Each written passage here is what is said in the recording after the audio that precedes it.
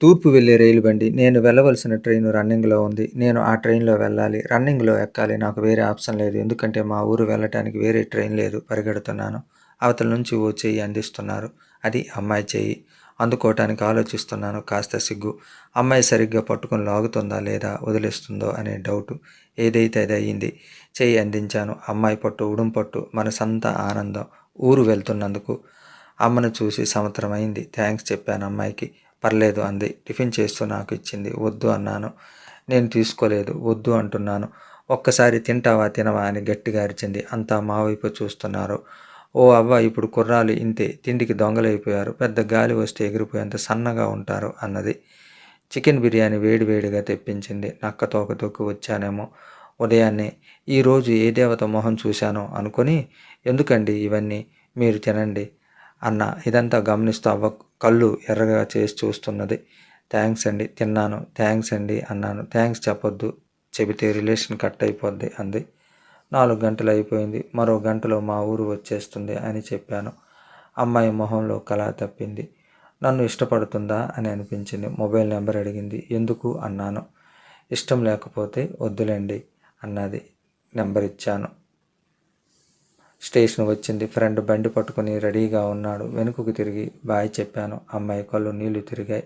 పిచ్చా అనుకున్నాను. ట్రైన్ కదిలింది. కానీ నా వైపే చూస్తూ చెయ్యి ఊపుతుంది. ఫ్రెండ్ ఎవర్రా మావా? జెన్నీలో అమ్మాయిని సెట్ చేశావా? అమ్మతో చెబుతా ఉండు అన్నాడు. లేదురా మామ, ఆ అమ్మాయి భ్రమ. నేను లైఫ్లో సెటిల్ అవ్వాలి. అమ్మను బాగా చూసుకోవాలి. అదే నా గోల్. ఓకే మామ, నీ గురించి నాకు తెలీదా? జోక్ చేశా అని ఫ్రెండ్ వెళ్ళిపోయాడు. అమ్మ నా కోసం చూస్తుంది. వెళ్ళిన వెంటనే నన్ను హత్తుకుంది. ఎప్పుడు తిన్నావో ఏమో, వంట చేశాను, స్నానం చేద్దువురా అంది. స్నానానికి వేడి నీళ్ళు పెట్టి స్నానం చేయించింది. అమ్మ ఎప్పుడు ఇలాగే స్నానం చేయిస్తుంది. స్నానం చేశాక ఎంతో హాయిగా అనిపించింది. అమ్మ అన్నం కలిపి తెచ్చి ముద్దలు పెడుతూ ఉంది. అమ్మ చేతి వంట తిని చాలా రోజులైంది. అమ్మ వంట అమృతంలా ఉంటుంది. ఆవురావురమని తినేశాను చేపల పులుసుతో. అమ్మ నా మూతి కడిగింది. నేను అమ్మ పవిట చెంగుతో తుడుచుకున్నాను. అలా అమ్మ ఒడిలో తలపెట్టుకుని మాట్లాడుతూ ఉన్నాను. అమ్మ నా చేతులు గమనించింది. చూసి ఏడ్చింది. ఎందుకు నాన్న? నేను పంపిన డబ్బులు సరిపోకపోతే చెప్పొచ్చుగా. నేను మరో 2 ఇళ్లలో పనిచేసి పంపి ఉండేదాన్ని కదా. చేతులు కాయలు వచ్చేలా ఎందుకు పనిచేసావు? ఇక ఎప్పుడు అలా చేయకు. నీ ధ్యాసంతా చదువుపైనే పెట్టు అని అమ్మ చెప్పింది. అమ్మ ఏడ్చింది. అమ్మ కళ్ళు తుడిచి ఎప్పుడు నిద్రలోకి జారుకున్నానో తెలియదు. తెల్లవారి అమ్మే నిద్ర లేపింది. నిద్ర లేపుతూ వేడి నీళ్ళు పెట్టింది. వేడి నీళ్ళు సిద్ధంగా ఉంచింది. నలుగు పిండి రెడీగా ఉంది. మొహం కడుక్కున్నాను. అమ్మ నలుగు పెడుతూ ఏడుస్తుంది. అన్నయ్య గుర్తొచ్చాడు. అన్నయ్య అమ్మను నన్ను వదిలి 5 సంవత్సరాలు అయిపోయింది. వాడి జ్ఞాపకాలు మాత్రం మాకు మిగిలిపోయాయి. నాన్న చనిపోయాక అమ్మ అన్నయ్యను నన్ను కష్టపడి పెంచింది. అన్నయ్య ఎప్పుడు స్వార్థంగానే ఉండేవాడు. వాళ్ళ ఫ్రెండ్స్ ఏది కొంటే అది కొనమని అలర్ట్ చేసేవాడు. అమ్మ కొనేది. ఎందుకంటే ఫ్రెండ్స్ దగ్గర వాడికి గౌరవంగా ఉండదని చెప్పి అన్నయ్య చదివి సెటిల్ అయిపోతే నన్ను చదివించుకుంటాడని, అమ్మ కష్టపడవలసిన అవసరం లేదని, హాయిగా రామకృష్ణ అంటూ కాలం గడిచిపోతుంది అని అమ్మ నేను ఆలోచించుకున్నాం. అన్నయ్యకు మంచి జాబు వచ్చింది. అమ్మ ఎంతగానో ఆనందించింది. ఎన్ని రోజులు ఆనందం నిలవలేదు. ఓ రోజు అన్నయ్య వదినతో కూడా వచ్చాడు. అమ్మ నీ కోడలు అన్నాడు. అయినా ఏమీ అనలేదు అమ్మ. నేను బాగుంటే చాలు, తను బాగుంటే చాలు అనుకుంది.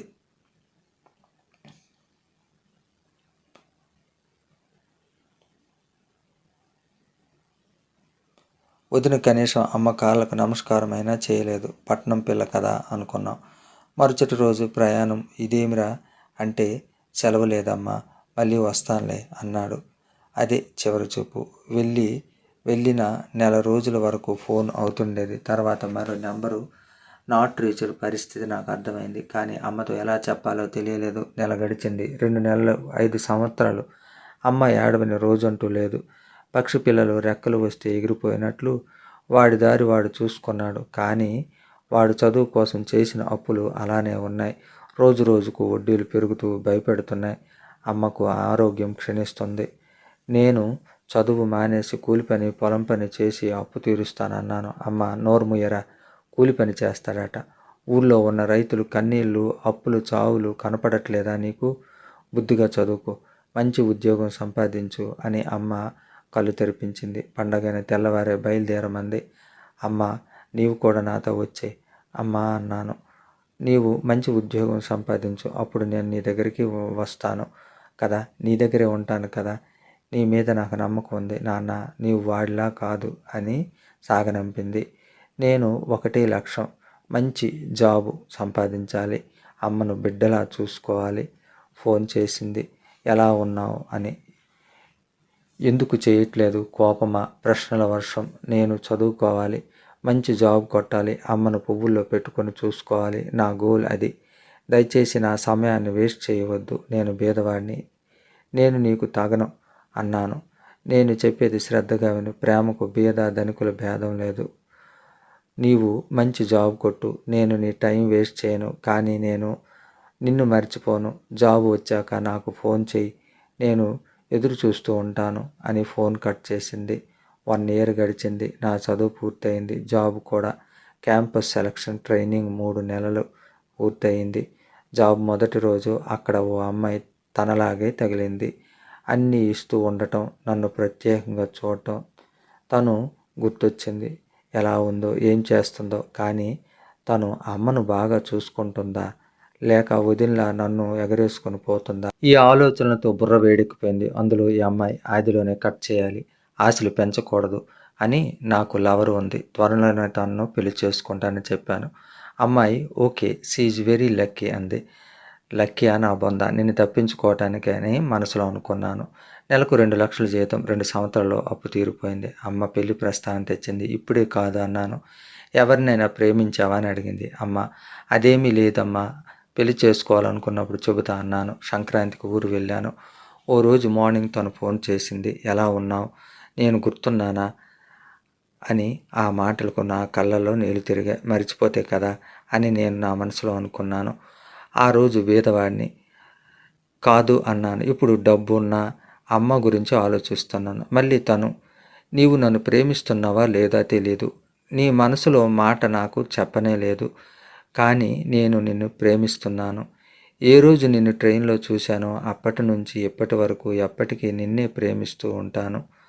నా ఊపిరి ఉన్నంత వరకు. ఈసారి నేను ఇంకా ఆపుకోలేకపోయాను. కళ్ళ నుంచి కన్నీటి దారులు. అమ్మ అంతా గమనిస్తుంది, కానీ నేను ఆ విషయం నాకు తెలియదు. మళ్ళీ తను, ఇన్ని రోజులు నీ ఫోన్ కోసం ఎదురు చూశాను, కానీ నువ్వు ఫోన్ చేయనే లేదు. ఒక ముఖ్యమైన విషయం కోసం చేశాను. ఇంట్లో సంబంధం చూస్తున్నారు, పెళ్లి చేసుకోమంటున్నారు. నీ నిర్ణయంపైనే నా బ్రతుకు ఆధారపడి ఉంది. నీతో పెళ్లి కానప్పుడు నాకు చావే శరణ్యం. శివ చేతిలో ఫోన్ కిందకు పడింది. అమ్మ పట్టుకొని తీసుకుని వింటుంది. శరణ్య ఇంకా మాట్లాడుతుంది. అమ్మ, ఎవరమ్మా నీవు అంటుంది. ఫోన్ కట్ అయింది. ఎవర్రా అమ్మాయి, ఫోన్ చేయటం ఏంటి, నీవు ఏడవడం ఏంటి, నిజం చెప్పు అని అమ్మ అడిగింది. అమ్మకు అంతా చెప్పేశాను. అమ్మ పగలబడి నవ్వింది. నా బాధ నీకు నవ్వు తెప్పిస్తుందా అమ్మ?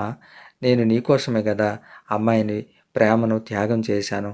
అందరినీ ఒక్క లెక్కన చూడకూడదు. అయినా నా గురించి నీకెందుకురా?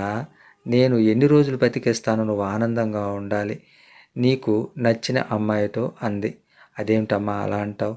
అలా చేస్తే నాకు అన్నయ్యకు తేడా ఏముంది? అంత దాకా వస్తే నేను పెళ్లి చేసుకోను అన్నాను. అంత మాట అనొద్దు నాన్న, నీవు పిల్లా పాపలతో సంతోషంగా ఉండాలి, అప్పుడే కదా అమ్మకు ఆనందం. అమ్మాయికి ముందు ఫోన్ చేయి. ఫోన్ చేశాను. తను ఫోన్ లేపింది. నేను ముందుగా అడిగిన మాట, అమ్మను చక్కగా చూసుకుంటావా అని. అమ్మ వింటుంది. మా అమ్మ అల్లే చూసుకుంటాను, నమ్ము అంది. అమ్మ వెంటనే, మీ పెద్దవాళ్ళను చెప్పమ్మా, మేము త్వరలోనే వస్తాం అంది. అన్నీ చకచకా జరిగిపోయాయి. నన్ను వద్దనటానికి వేరే కారణాలు ఏమీ దొరకలేదు. డబ్బు, అందం, బుద్ధి అన్నీ ఉన్నాయి. ఇద్దరికీ ఇష్టమే. పెళ్ళి అయిపోయింది. సరిగ్గా పెళ్లి రోజు నాటికి అబ్బాయి పుట్టేశాడు. నాన్న పేరు పెట్టింది. ఈ ఆనంద సమయంలో తిరుపతి వెళ్దాం. ఇక్కడ ఓ అద్భుతం జరిగింది. అక్కడ అన్నయ్య కనిపించాడు. కానీ ఏమి లాభం? అన్నయ్య, నేను అలా చూస్తాను అనుకోలేదు. ఏమిటయింది అన్నయ్య చేతిలో ఒక ఊతకర్ర అలా కనిపించడంతో ఒక్కసారి మేము ఏడ్చేసుకున్నాం. ఎక్కడో ఆనందంగా ఉన్నాడు అని ఇలా జరుగుతుంది అనుకోలేదు. అమ్మ ఏడుపుకు అడ్డులేదు. ఏం జరిగింది నాన్న? ఇలా చూడటానికనే నేను బ్రతికుంది.